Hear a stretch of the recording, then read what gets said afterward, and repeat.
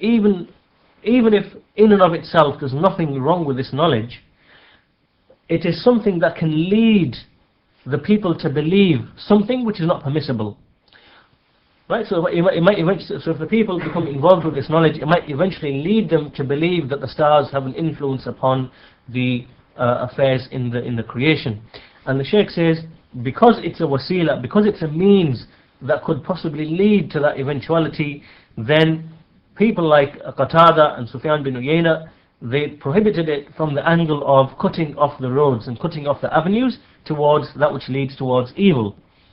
And also because obviously it's in addition to the three benefits that were already mentioned, meaning stars are created for the beautification of the heaven and to stone the devils and for the guidance, seeking direction. And as for the second statement, which is the statement of the majority of the scholars, and likewise it's a saying of many of the scholars, and likewise it's a saying of Ahmad and Ishaq, which is that there's no harm in learning the various phases of the lunar phases. And this is what's called, they call it al-Taysir, and this is the madhab of Imam Ahmad and Ishaq bin Rahawayh and many others from the people of knowledge. And the Shaykh says that inshallah this is what is correct. This is what is correct because there are many benefits in this, and there aren't any really prohibited, cautionary affairs to be found in this.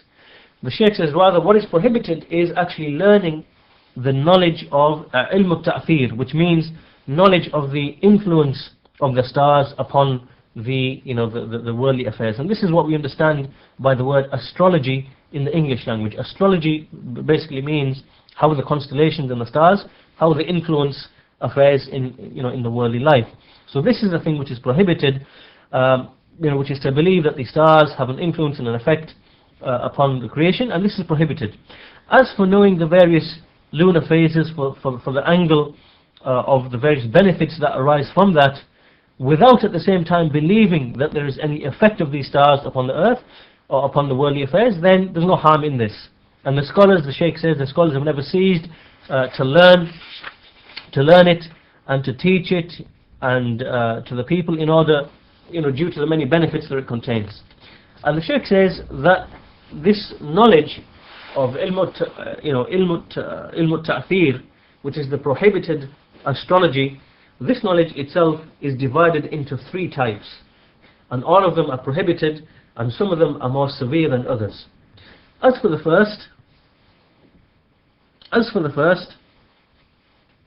then it is the belief that these stars in and of themselves are responsible for the occurrences in the creation. Right? So it is as if they bring into existence the various occurrences within the creation, and that the source and the origin of these occurrences that take place, they are due to the movement of the stars and the formation, the various formation of the constellations of the stars.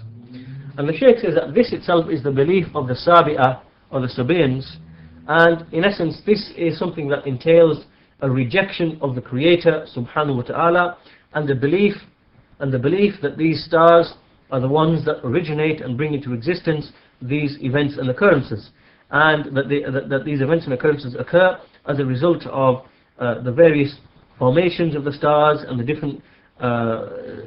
different situations, or different the different situations these stars might be in, and all of that has an influence upon this creation as regards to good or evil, or someone being in health or being in sickness, or for example the harvest, someone reaping the harvest, or someone seeing the drought instead. Then all of these affairs, it is claimed that these stars and the way they move and their positions and so on and so forth influence the likes of these affairs. And this is the belief of the Sabi'ah or the Sabaeans, and this is manifest disbelief. It is kufr sarih by unanimous consensus of the Muslims.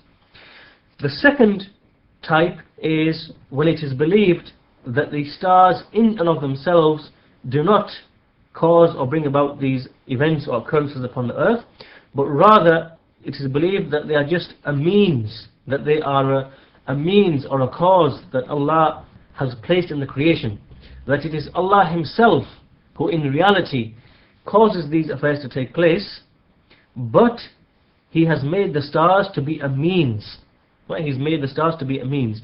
So these people, in other words, they ascribe to the stars that the stars do influence, but it's only from the angle that the stars are just a ways and a means, rather than being the actual cause of the events and the occurrences. And this itself is batil, and it is not permissible, and it is the minor shirk. For a person to believe this, it is minor shirk. Because Allah subhanahu wa ta'ala did not make the stars to be ways and means and causes for the events and occurrences upon the earth. And they don't have any attachment or relationship to that which occurs upon this earth at all. Like, for example, the descending of the rain, or the sending of the wind, or other such affairs. All of this goes purely back to the control of Allah subhanahu wa ta'ala, and to His command and His permission. And the stars don't have any connection to that at all. The only thing that the stars have is the three affairs for which they were created, as has already been mentioned. And the third type is when people use the stars in order to predict future events. And this, as the Shaykh says, is from claiming knowledge of the unseen, and it is from sorcery and fortune telling, and it is from magic, and this too is disbelief by unanimous consensus of the Muslims. And all of these three affairs which have been mentioned, meaning meaning the belief that the stars have been created, meaning that the stars are the ones that actually create these affairs and bring these affairs into existence, number one. Or number two, the belief that they are just merely ways and means behind the occurrences in the creation, or the belief that they indicate future events. Then, all of this, like for example, they say that it might be if someone marries during the time of a certain constellation or a star, then he will be granted success in his marriage. And whoever marries during another time, in the lunar phase or the constellation, then he will be unsuccessful. And all of this is given like certain names, like bakht and nahs. They give these affairs like certain names based upon whether an event occurs in a certain time period in relation to the setting of a certain star or whatever. Then all of this, the Shaykh says, that all of this is batil, and unfortunately he says that this is what you find spread amongst in the magazines, which you find which are published by people who are not really attached to Islam, and they spread these magazines, and within them they have certain chapters which relate specifically to the stars and astrology. And in there it says that, for example, in a certain constellation, such and such will happen to a person who marries at that time, or or a person who sells or he engages in commerce, then he will be successful. And in a such and such constellation there will be bad luck, and so on and so forth, and a person won't be successful. Then all of this, the Shaykh says, is from the belief of Jahiliyyah, is from the i'tiqad of al-Jahiliyyah. So the Shaykh then has clarified the different types of beliefs amongst the people who believe that the stars have an effect, and they are of three types. Either the stars themselves have an effect, or the stars are just a ways and means, or thirdly, that the stars can be used in order to predict future events. And as for the knowledge, the Shaykh explains, which is actually beneficial, which relates to the various lunar phases, and which can be used in order to know, for example, the times of the prayer, or for example the time in which a farmer may plant the seed, or he may plant the trees, and so on and so forth, from the beneficial phase, because from them he can generally get an idea of the seasons and so on and so forth. Then this is, this isn't using the stars or the lunar phases it isn't using them in a way which is prohibited, but rather it's just merely the knowledge of the time periods, and Allah subhanahu wa ta'ala has indeed created the sun and the moon for determining the time. And this type of knowledge and these types of thoughts and ideas, when you see them, for example, when they are distributed amongst the people and they are spread, and it's to help the people know the times of the prayer, and other than that, then this knowledge is from this type, meaning that it is permissible. It is from the knowledge which is permitted, and this is the knowledge which Imam Ahmad and Ishaq and other than them, they permitted this knowledge, irrespective of whether it is in relation to the sun or to the moon or whatever. It is all from this type. There's no